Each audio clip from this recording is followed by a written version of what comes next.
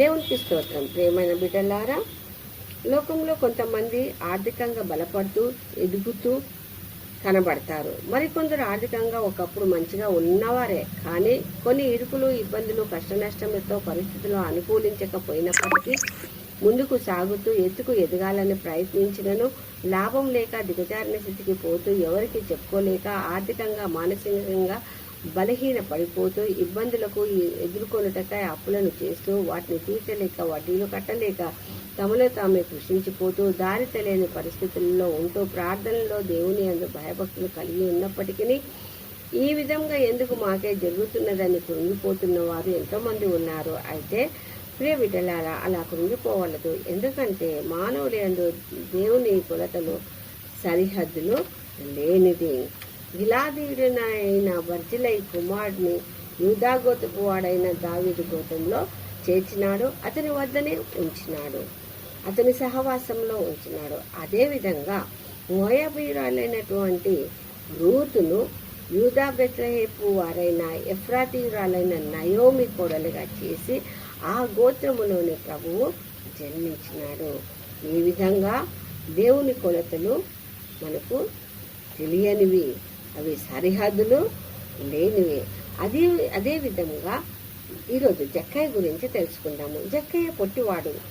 జక్కయ్య పేరులో జక్కయ్య అంటే యాహ్వే ఇంగ్లీష్లో యెహోవా అని అర్థము. అయితే ఈ జక్కయ్య తన పేరులో యెహోవాను కలుపుకున్నాడు, కానీ తన నడవడికలోనూ జీవితంలోనూ దేవుని నిలుపుకొనలేదు.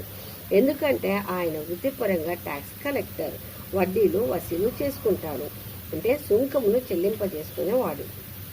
దానికై అతడు ఎంతో కఠినంగా కరుడుగట్టిన హృదయముతో జనులను కష్టపెడుతూ సుంకమును చెల్లింపజేసుకునేవాడు.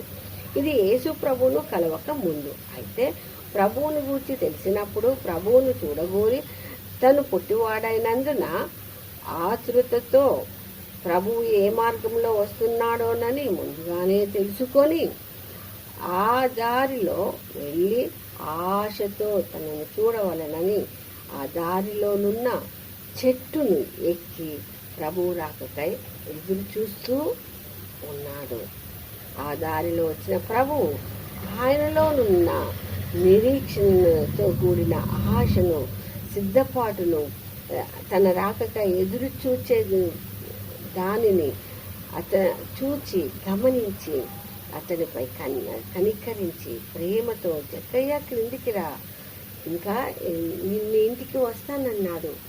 ఇంకా తను కనికరము లేకుండా దయ చూపకుండా వారి పరిస్థితులను అర్థము చేసుకోనట్లుగా ఉండి పన్నులు వసూలు చేసుకునే వాడు.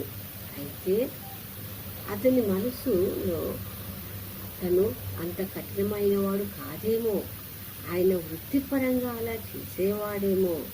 అందుకే ప్రభు తన పై రూపము చూడక అంతరంగంలోని హృదయంను చూచి అతన్ని ఆదరించినాడేమో.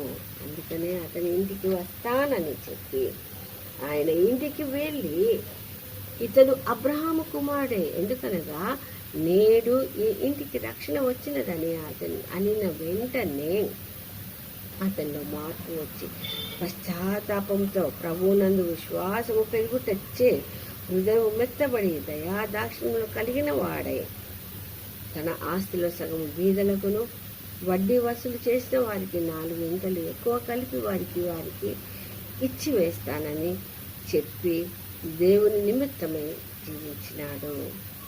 ఈ విధంగా తను పొట్టివాడైనప్పటికీ తన నడవడికల ద్వారా ఎంతో దేవుని దృష్టిలో ఎదిగినాడు. కాబట్టి దేవుడు తనని చేర్చుకున్నాడు. ఇది దేవుని కొలత. పాపని పరిశుద్ధపరిచి తన సహవాసంలో చేర్చుకున్నాడు మన ప్రభువు. ఈ విధంగా కఠిన హృదయాన్ని మార్చగలిగిన మన ప్రభువు ఎల్లప్పుడూ ప్రార్థించినను స్తుతించుతూ మనము ఆయన బంధు సిద్ధపాటు కలిగి, ఆయన యందు నిరీక్షణ కలిగి, ఆశతో ఆయన కొరకు ఎదురు చూస్తూ ఉన్నటువంటి దేవుని కొలతలను సరిహద్దులు లేనివి అని గ్రహిస్తూ ఆయన యందు మనము నిరీక్షణ కలిగి జీవించినట్లయితే, విరిగి నలిగిన హృదయంతో నుండి ఆయన చెంతకు చేరినట్టు ప్రయత్నించినట్లయితే, తన చెయ్యి చాపి తన హక్కును చేర్చుకుని మనల్ని కనికరిస్తాడు ఆ ప్రభువు, మనల్ని ఆదరిస్తాడు ఆ ప్రభువు, మరియు మనల్ని ఎదిగింపచేసి ఆయన బిడ్డలుగా జీవింపచేస్తాడు. ఆ విధంగా చేయుటకు దేవుడు తన పరిశుద్ధాత్మతోడును సహాయాన్ని మనకందరికీ అనుగ్రహించునుగాక. ఈ కొద్ది వాక్యంలో దేవుడు దీవించునుగాక. ఆమేన్, ఆమేన్, ఆమేన్.